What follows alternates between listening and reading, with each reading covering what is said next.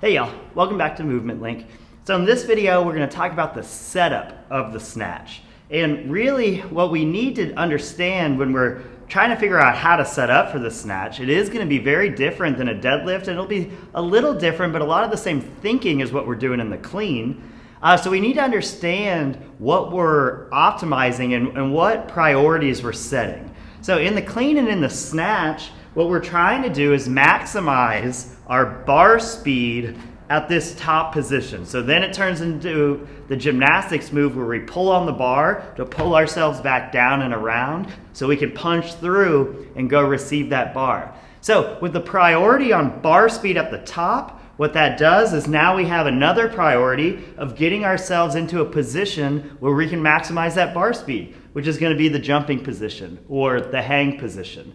So what we're looking at is that we've got the setup, we have the first pull, which gets us to our jumping position. We've got the second pull, which is our jump and drive. We have the third pull, which is the pull and press under. And then we have the receiving position, and then we stand up with it. So the setup, what we're trying to do is set ourselves up to maximize bar speed at the end of that second pull. To do that, we need to prioritize our jumping position, which starts our second pull. So that's where we're going to put our focus when we're thinking about how to set up. So what we're doing when we set up is not like a deadlift, and we'll explain why in a second here, but we need to stand back from the bar just a little bit. So as I'm looking down, and this is general, you can tweak these things a little bit here and there, but in general, when you're looking down, you wanted to kind of cover the end of your shoelaces, something about there.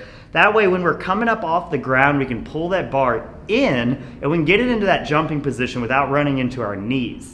So what we're going to do is we're going to start here, and then what we're thinking about is we're trying to prioritize getting into that jumping position to make it as easy as possible. And again, there's a lot of different ways we can do this, but what we find to be the most consistent way to set up for things is get into that jumping position, and we've got about a 45-degree angle here, and then we want to keep that angle the exact same as we go down to the bar. So it's the same thing in a clean. If I'm doing a clean, here's my 45-degree angle. I'm going to squat down. Here's my setup. A snatch, I'm going to be wider. So all I have to do is squat down into this a little bit more. So the people who've got really tight hips, those are the people that might have some trouble getting down there in the snatch. And that's where we might see the hips come up a little bit in the start position of the snatch.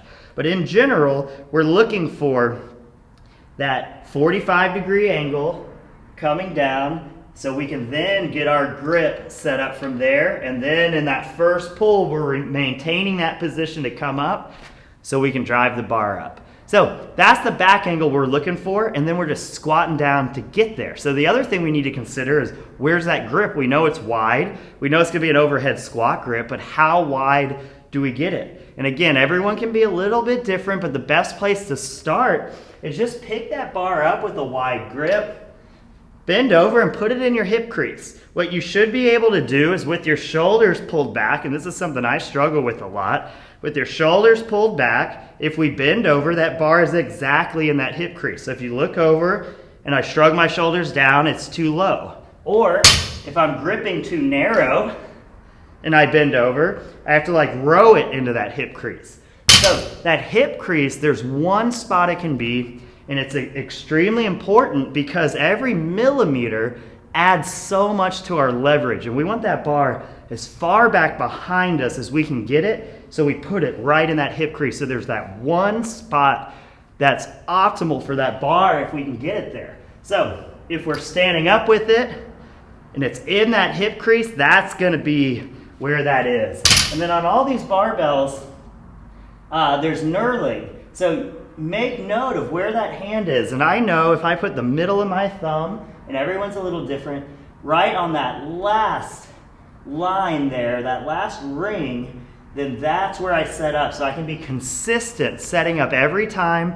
If you're going to be world class, you have to hook grip. If you're just an everyday person who's going to use the snatch, hook grip can still be really, really valuable, but it can burst blood vessels a little bit, so if you don't want a hook grip, that is fine, but that wide grip is what we're looking for. So then what we're doing for the setup, starting nice and tall, I like to do my setups up top, everything tight, I like to think about creating that jumping angle, so I kind of have in my head what that angle feels like. But then I continue just to do like a little stiff-legged deadlift down, so I can get my hands set without doing this gross round.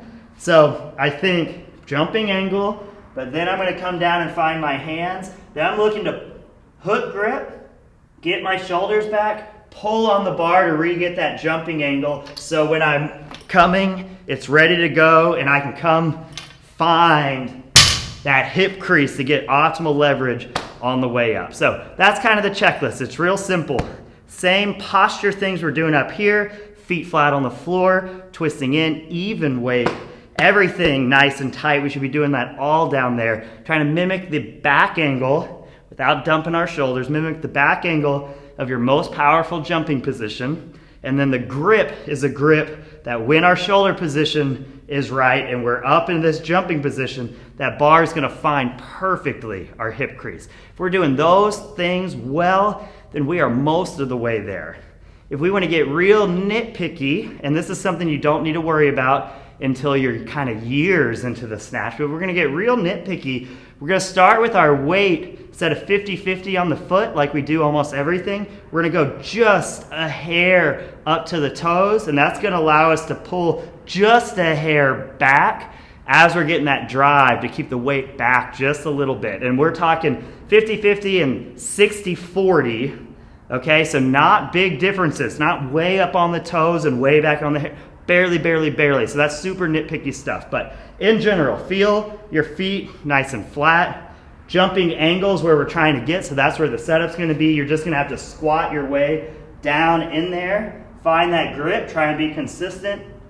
Get those shoulders pulled back, and we're nice and ready to go.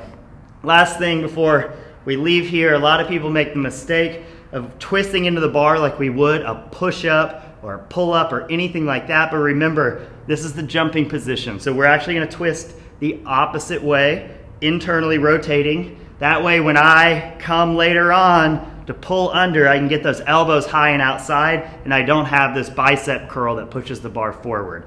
So we're setting up that internally rotated shoulder just because that's exactly what I would do at that shoulder in the jumping position. Hope that helps. Talk to y'all soon.